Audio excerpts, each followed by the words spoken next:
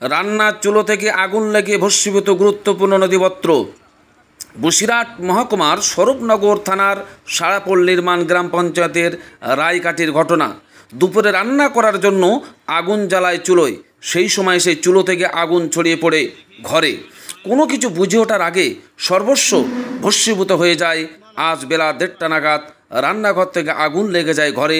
সেখান থেকে পুড়ে ছাই ঘরের সমস্ত আসবাবপত্র থেকে শুরু করে প্রয়োজনীয় নথিপত্র, Aadhaar card, I card, ration card সব কিছু পুড়ে ছাই হয়ে যায়। দিশাহারা পরিবার। খবর পেয়ে ওই পরিবারের পাশে এসে সাহায্যের হাত বাড়িয়ে দিয়েছেন স্থানীয় পঞ্চায়েত সদস্য। তাদের থাকা খাওয়ার জন্য সকল রকম ব্যবস্থা তিনি করেছেন।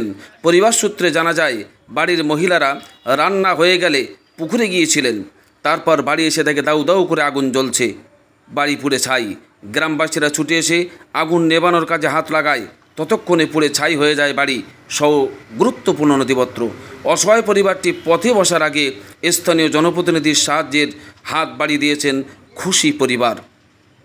আসুন আমরা সেখানে যারা উপস্থিত ছিলেন এবং জনপ্রতিনিধি তাদের বক্তব্য আমরা শুনব, তারা কি বলছেন এ সম্পর্কে। এখানে চুলোই তোমার ভাত রান্না করছিল। হ্যাঁ, তারপর তোমার হচ্ছে কিনা দুজন চান করতে চান করতে যায় পুকুরে, একজন কলে চান করছিল। হ্যাঁ, তারপরে এখানে তোমার কৃষি করে এসে দেখে আগুন জ্বলছে, এইটুকুই। তারপর সবাই বাড়ির আশপাশে ছিল, আমার অধিকার ছিল, সেটা মোটর তোমার চালু করে ঠিকভাবে ভিজনের পর তারপর একটু ঠান্ডা হয়। কী নাম আপনার? আমার নাম জামাল। লাগলো আমি তো বাড়ি ছিলাম না, এখন আমি কাজে ছিলাম। বাড়ি ফোন করে বললো যে এরকম আগুন লেগে গেছে। এখন বাড়ির বউরা মেয়েরা ছিল, বৌমা আর হচ্ছে বাড়ির গিন্নি। কিসে কীভাবে লেগেছে আমি আদৌ কিছু জানি না। কি সব কি পুড়ে গেছে? আধার কার্ড, ডকুমেন্ট যাবতীয় যা বিছানাপত্র, বেডিং পত্র সব হচ্ছে, সব ডকুমেন্ট সব কিছু পুড়ে গেছে। টিভি গ্যাস সিলিন্ডার কি আগুন লাগলো কিভাবে?